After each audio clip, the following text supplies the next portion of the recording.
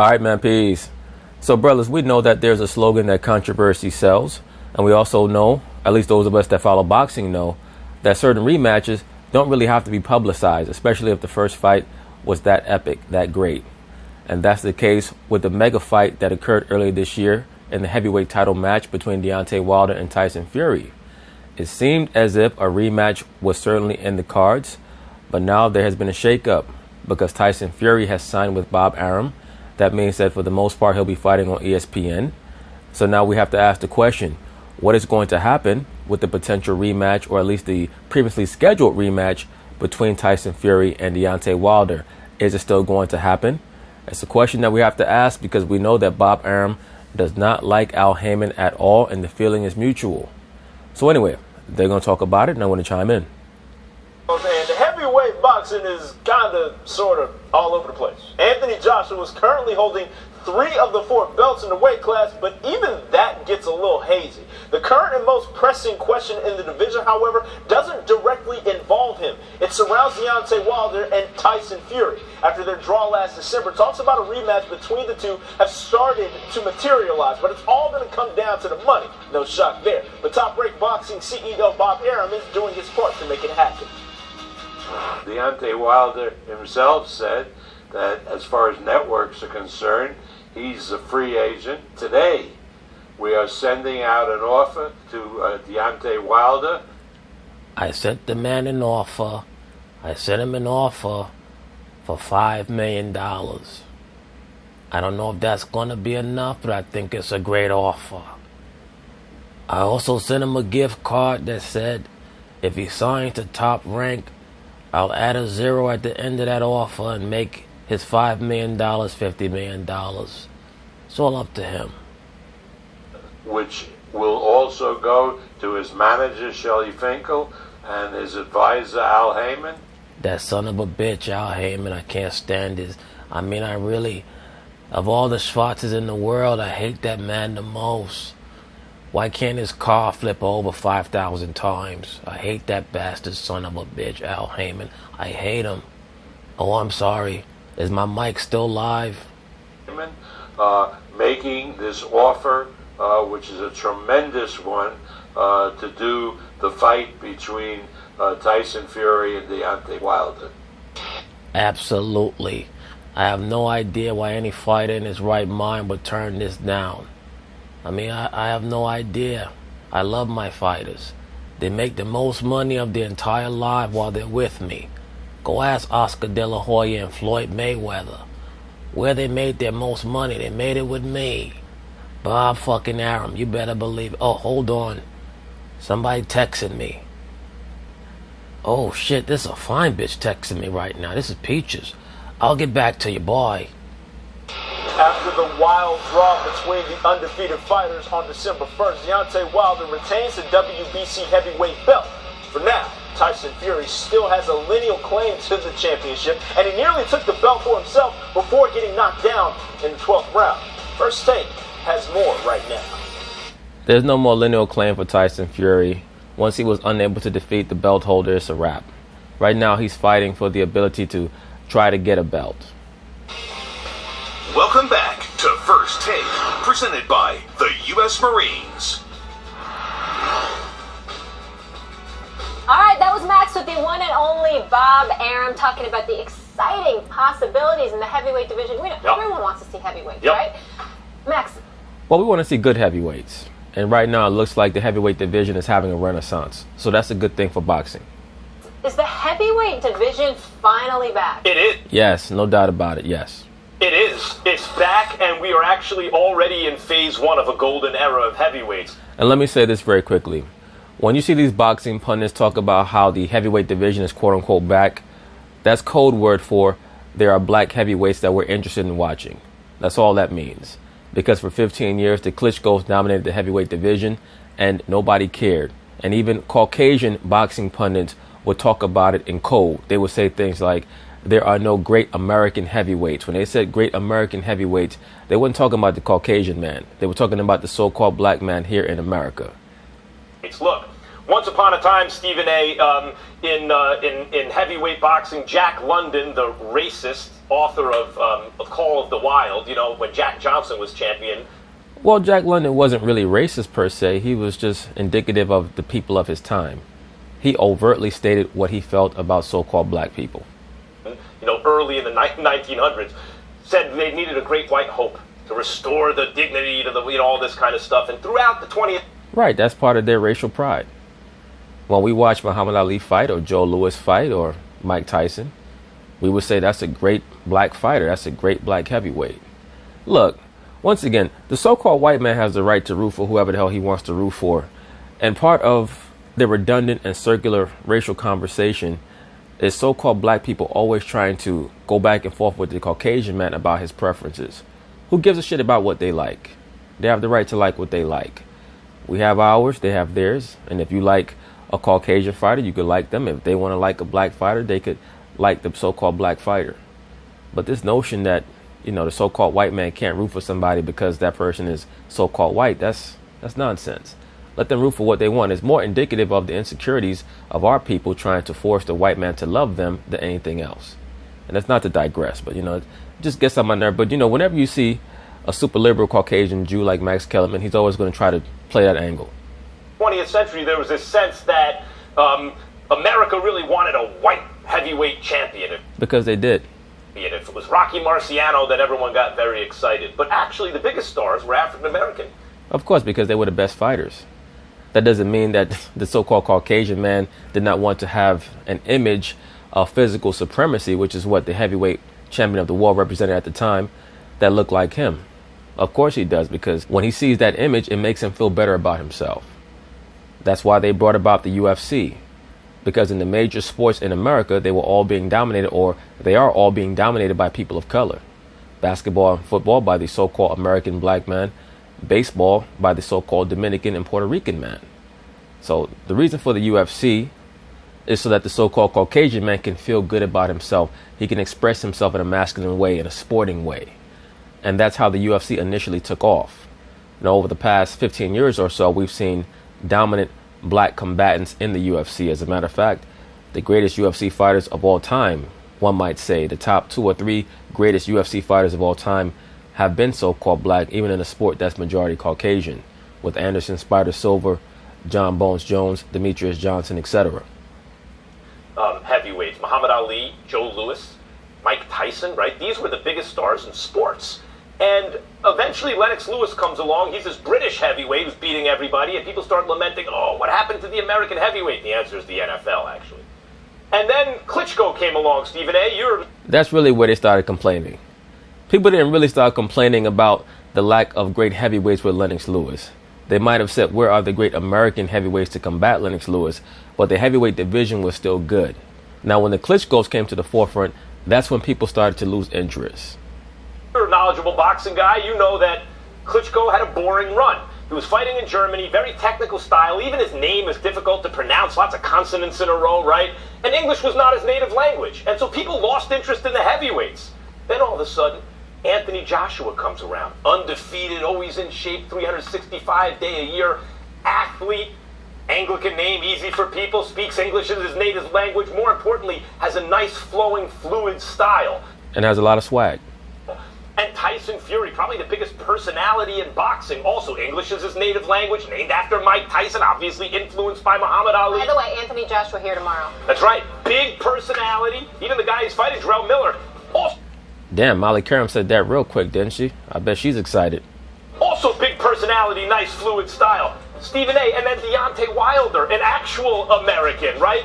Who's a huge all-time puncher with the right hand. And not only that, all the guys I mentioned, Deontay Wilder, Anthony Joshua, Tyson Fury, had special stuff inside them that when they get knocked down or hurt, they get back up to win or finish the fight.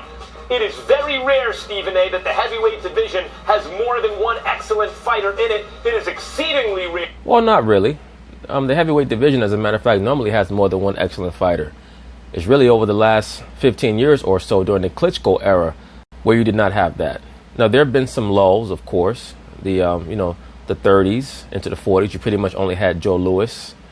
The 50s, you had Marciano. You also had Ezra Charles, but Ezra Charles was kind of a blown-up light heavyweight. But in the 60s, when Ali came into the forefront and he ushered in the oncoming Joe Frazier and George Foreman and Ken Norton, Jerry Quarry, Oscar Bonavena, etc., which is probably the most talent-rich era in the history of the heavyweight division. Even in the 80s, you had very talented fighters because Mike Tyson was of course, an awesome talent. But you also had Larry Holmes in the earlier part of the decade. Frank Bruno was a relatively good fighter. But then into the 90s, you had Riddick Bowe, you had Evander Holyfield, you had Lennox Lewis. So truly the most glaring era in the history of the modern day heavyweight division has been the Klitschko era. Rare, where it has many fighters at the top who are not only excellent, but are fan-friendly and charismatic. And when I say the most glaring era, I mean the most glaringly lack of talented era. And make dramatic fights, but that's what we have right now in heavyweight boxing. Well, let me say this. The heavyweight division is attractive. I'm liking what I'm seeing. I'm not trying to sit up there and throw shade on anything. I like Tyson Fury's mouth and his bravado and his boxing skills, not necessarily his punching power. Right, but that's not really relevant. You don't have to have great punching power when you could talk a good game like Tyson Fury. When you could talk a great game, people want to see you either win the fight or they want to see you lose. But the important thing is to have people interested. When you have great punching power, you don't necessarily need a whole bunch of talk. We know what punching power Deontay Wilder has, and I appreciate that. But ultimately, it comes down to black men in terms of Deontay Wilder and Anthony Joshua, because that's the matchup that everybody really, really wants to see. Simple as that. Once again, Stephen A. Smith, I have to give him credit. He nailed it with that comment. When people say that the heavyweight division was in the doldrums, what they really meant was, where are all the talented black heavyweight fighters? That's all they meant.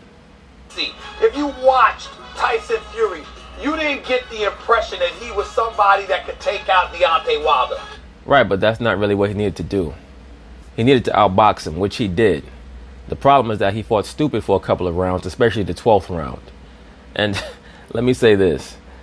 You have the right to root for whoever you want to root for, but you have to be able to appraise what occurred appropriately and objectively. If you can't do that, then all you're doing is acting as a vessel for confusion. When you tell a brother like Deontay Wilder the truth, it helps him get better. But when you tell him, no, you really won that fight, they robbed you, then he comes into the fight the next time, maybe with just 20 pounds more of muscle and the same game plan. And you never know, he might get hurt in the next fight if he does not train smarter. That he was going to box him and outbox him for 12 rounds and win him and win that way. That's what you saw. And when it comes to heavyweights, you're looking for a knockout. Now, if Tyson Fury had knockout power with that mouth, even though he's from England, let me tell you something, he'd be exponentially more attractive. Me, you know where I'm going, Max. Because when you talk about the golden era of the heavyweight division, I'm going to the 70s with Ali and Frazier and Foreman and Quarry, Ernie Shavers running. Ernie Shavers, the hardest puncher pound for pound, inch for inch, probably in the history of boxing. Ernie Shavers, Julian Jackson, George Foreman, Mike Tyson. Those are probably the hardest punchers that I could think of offhand, pound for pound, inch for inch in the history of boxing. I mean, Lyle these boys. I mean, come on now. I mean, listen, don't even get me started. I mean, even with the 80s with Larry Holmes and Mike Weaver knows what. I want you to please. Yeah, Mike Weaver was also very talented, a fighter in the 80s. This right here, I respect the heavyweight division, but don't get me started. It doesn't compare to what we saw in the 70s. Let's put the brakes on that right now. Yeah. Right, but Stephen A., nobody's saying that. What they're saying is, does it look like the heavyweight division is rejuvenating itself? Is it being reinvigorated? That's all. Yeah, well, listen, there have been, the 70s were great, the 90s were great. I'm saying the heavyweight division is back. I'm not saying it's better than the 70s, but it's back. Understand. No. I respect where you come from. They are back if that's the way you put it. I'm just saying, don't tell me and usurp what I saw growing up. No. Let's get to fight. Stephen A. just looking for a reason to explode. I mean, nobody even implied that. Tyson Fury. Let's get to Tyson Fury. You bring up punching power, right? I like the punching power. He lacks the punching power. He's not a puncher. I'm in love. I'm in love with the Coco. With the welterweight division. That's where I'm at. Yep. That when I think of boxing, and you know, I saw him talking to Bob Arum. Let me tell you something. I love me some Bob Arum. I really do. Let me tell Me too. Bob Arum's one of the great characters in the history of boxing, man. Bob Arum used to have orgies with Muhammad Ali, quiet as kept, allegedly. Let me tell you something, Bob. If you could sit up there and talk to Al Heyman about getting Deontay Wilder and Tyson Fury in a rematch, you can talk about getting your boy Terrence Crawford in the ring with Errol Spence Jr. You can do that. Well, that's a major jump, Stephen A. Smith. You have to understand something right now. Bob Arum is trying to rebuild his boxing stable, and he can't afford to just send Terrence Crawford over there to the PBC and allow his fighter to get in the ring with an Errol Spence, because Errol Spence is going to take out his pound of flesh. Even if Terrence Crawford were to win that fight, Errol Spence is going to take out his pound of flesh. And I'm on record as saying this already, and I love Terrence Crawford. Very highly skilled fighter. But for him to talk all the shit that he talks on social media, and he was a free agent last year, he had a chance to go over to the PBC if he really wanted that smoke with those boys over there. And he re-signed back with Bob Arum. And now he sits around talking about network issues and promotional issues and this and that. No problem. So then log off the internet and stop trying to go back and forth clickety-clacking with these dudes on the internet over at the PBC when you had a chance to go over there and you signed back with Bob Arum. Do that instead of him fighting some guy 2 weight classes lower than him and Mikey Garcia that certainly knew what he's going to do. Eat some donuts or whatever and pump himself up to 147 pounds.